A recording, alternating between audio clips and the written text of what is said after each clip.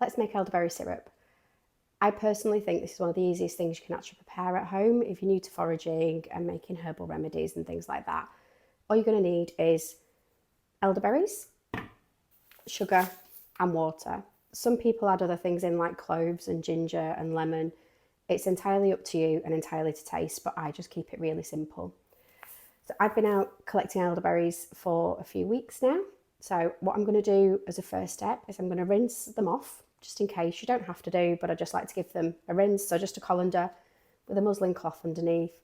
I'm going to rinse them and then I'm going to start picking off the berries using this.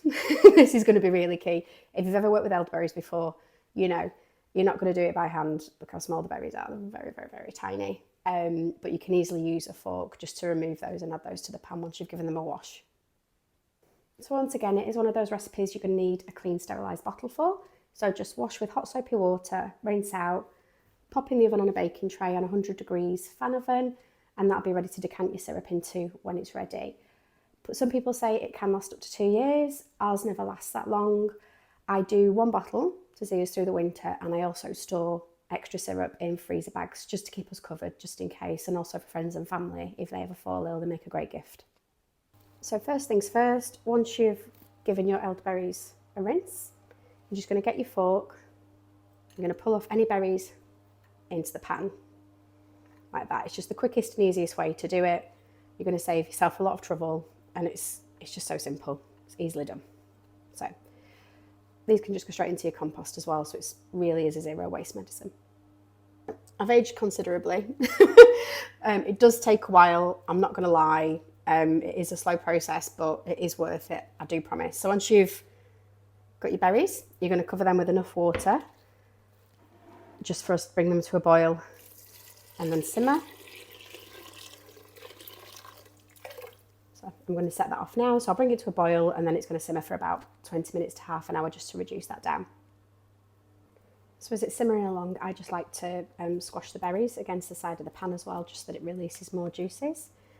You're going to sieve and strain it anyway, but I just think it just helps it along. So the elderberries have just finished simmering, so I'm going to now measure out the liquid into a pan. It is going to be hot, so do be careful when you do this. So you're going to strain the syrup through. If you've got a muslin cloth, bag, sieve would even do.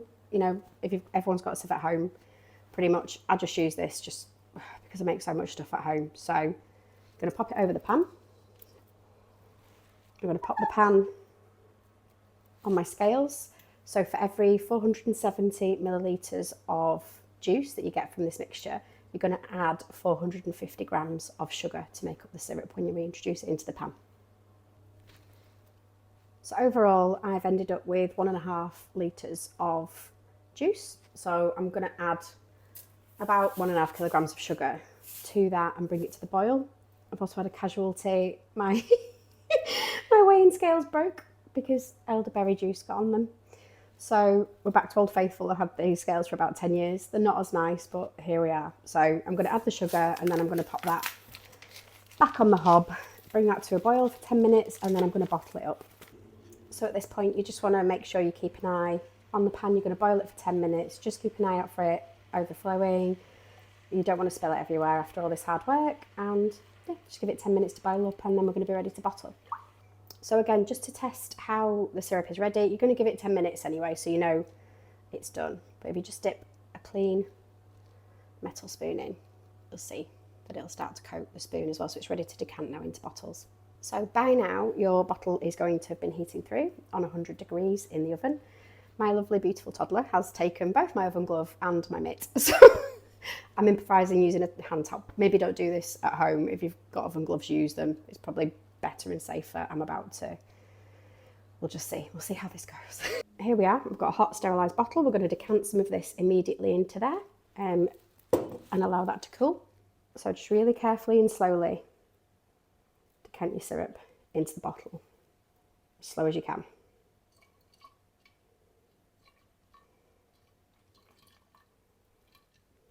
Because otherwise it might splash back and burn you.